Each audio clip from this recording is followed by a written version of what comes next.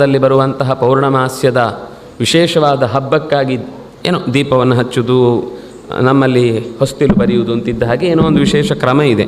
ಏನು ಅಂತ ಅಸ್ಪಷ್ಟ ಹೇಳುವುದಿಲ್ಲ. ಆದರೆ ಅನೇಕ ಋತ್ವಿಜರನ್ನೆಲ್ಲ ಇಟ್ಟುಕೊಂಡು ಆ ಮಾಸದಲ್ಲಿ ವಿಶಿಷ್ಟವಾದ ಕಾರ್ಯವನ್ನು ನಡೆಸುವಂತಹ ಕಾರ್ಯಕ್ಕೆ ಈಗ ಭರತ ಕೈ ಹಾಕಿರ್ತಾನೆ. ಅಂದರೆ ಇದು ಆಷಾಢಿಯ ಹುಣ್ಣಿಮೆಯ ಹೊತ್ತಿನಲ್ಲಿ ಅವನಿದ್ದಾನೆ ಅಂತ ಅರ್ಥ ಆಗುತ್ತೆ ನಮಗೆ.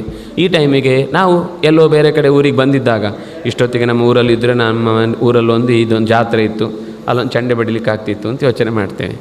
ಆದರೆ ಅದು ಬಿಟ್ಟು ಬೇರೆ ಸಮಯಕ್ಕೆ ಬೇರೆ ಪ್ರದೇಶಕ್ಕೆ ಹೋದಾಗ ನಮಗೆ ಎಲ್ಲಿರ್ತೇವೋ ಅಲ್ಲಿಯ ಸ್ಥಾನದ ಹೊರತಾಗಿ ಇನ್ನೊಂದು ಕಡೆ ಇದ್ದರೆ ಏನಾಗ್ತಿತ್ತಲ್ಲಿ ಅನ್ನೋ ಯೋಚನೆ ಇರುತ್ತೆ. ಹಾಗೆ ಕಾಡಿನಲ್ಲಿದ್ದು ನಾಡಿನ ಅಯೋಧ್ಯೆಯ ವಿಷಯವನ್ನು ಅವನು ನೆನಪು ಮಾಡಿಕೊಂಡು ಹೇಳ್ತಾ ಇದ್ದಾನೆ. ಇಮಾ ಸ್ಫೀತ ಗುಣಾವರ್ಷಾ ಸುಗ್ರೀವ ಸುಖಮಶ್ನುತೆ. ಚೆನ್ನಾದ ಮಳೆ. ಸುಗ್ರೀವ ಆ ಗುಹೆಯಲ್ಲಿ ಆನಂದದಿಂದ ತನ್ನವರ ಜೊತೆಗೆ ತನ್ನ ಬಂಧುಗಳ ಜೊತೆಗೆ ಕಾರ್ಯವನ್ನು ಮಾಡಿಕೊಂಡು ಕಳೀತಾ ಇದ್ದಾನೆ ಸುಖವಾಗಿ.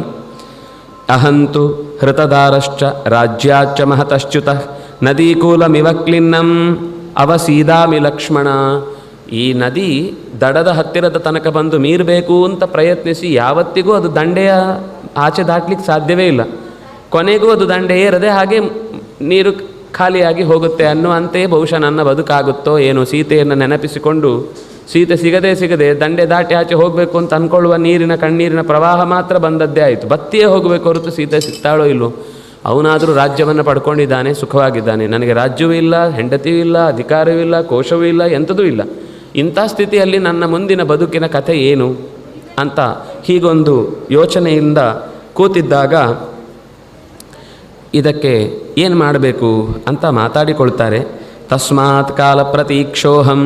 ನಾನು ಸರಿಯಾದ ಕಾಲ ಬರಲಿ ಅಂತ ಕಾಯ್ತಾ ಇದ್ದೇನೆ.